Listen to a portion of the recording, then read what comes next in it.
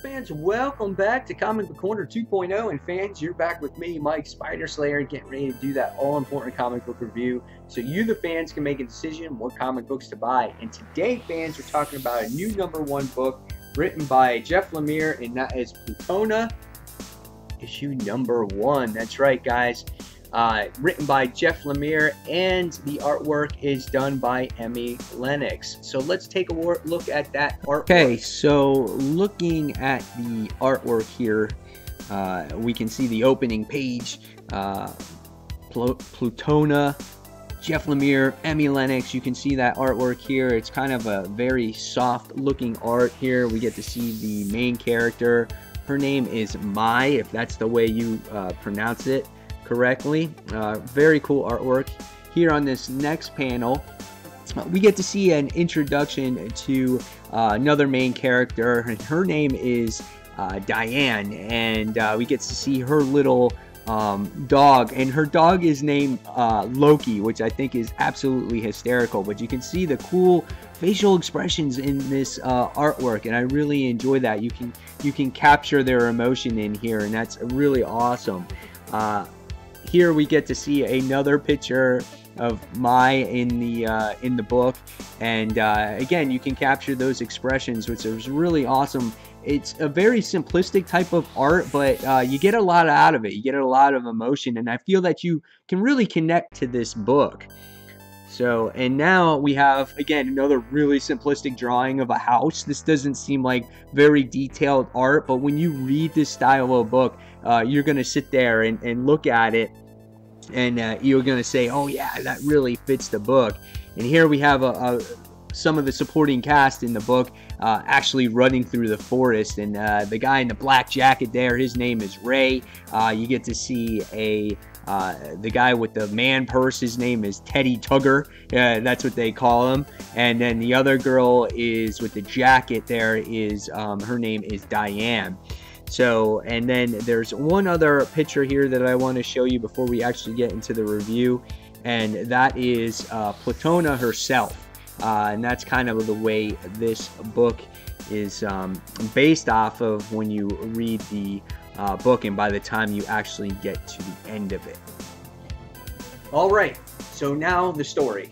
Okay, so when you open up this book, basically what happens in this issue is you wind up seeing someone on the ground. They're in the grass, there's like flies flying around them and all kinds of stuff. And again, we get to see that simplistic art, great landscape in there in this part. And we get to see the introduction of our cast of characters in here. It's cool how you see this paneling where you get the two characters' eyes there. And we get introduced slowly into this book, into the cast of characters that I think that the reader will enjoy. First off, you get to learn a little bit about Teddy in this issue. He is actually infatuated with the superheroes, which he calls the Capes. He's doing all this research, he's finding out all this stuff about them. And then you slowly get introduced to the next character, which is Diane. And like I said earlier, she has a dog, and her name is the dog's name is Loki, which I thought was hysterical. And then you get to be introduced to the other character, and his name is Ray. And he comes from a little bit of a rougher side of things, where it seems like maybe his father is single and he's kind of a drunk. And Ray is that type of character that seems like he tries to act tough, but he's kind of got that soft interior, but he just acts tough so people can kind of fear him. And then you find out our other character in here by Mai.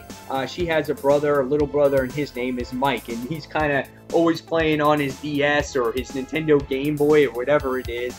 And it's cool because you get to see these characters really interact in this book. I thought it was a lot of fun in here. You know, you get to really see all their different personalities, their insecurities, and how some people try to be tough and things like that. And you get to see the normal everyday thing of them going to school and whatnot. And it's a slow pace, but you got to introduce these characters somehow. But the thing is you really like the characters while you're reading them, and you kind of want to know more about these guys. and it's kind of cool how their little adventure starts. They kind of tease each other. They all know each other from school. They may not be the best of friends, and but it was cool again to see them interact. But when Mai's little brother actually goes missing, that's when this adventure really starts to kick off. And they're going down into the fields. They're all looking for her little brother. It's starting to get late. It's starting to get dark outside. And the next thing that they come across is which is Plutona herself, or Plutona, or however you want to say her name. Now, it looks like on there is she's dead.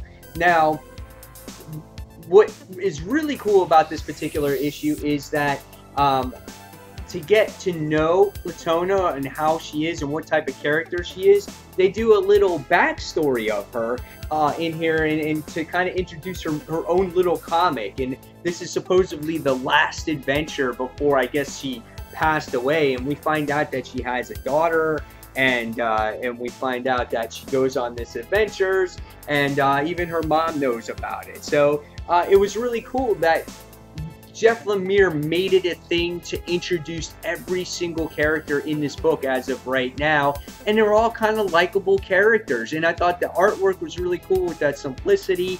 Facial expressions were awesome, and I loved all the character interactions in here. So I'm definitely on board for issue number 2. I want to see where this goes. I want to see how these kids handle this what is called this dead superhero lying on the ground. And you know what? I think I remember talking about this on Comic Frontline a long time ago, that this was one of the independents that, piqued my interest, and I totally forgot about it until yesterday. So this seems like it's going to be a cool book, and I give this one probably, I want to say a 4.5 out of 5 stars. It left me wanting more, actually, and seeing where it's going to go. So guys, if you're on the fence about Plutona issue number 1, definitely go out and grab it. I think it's definitely worth the read.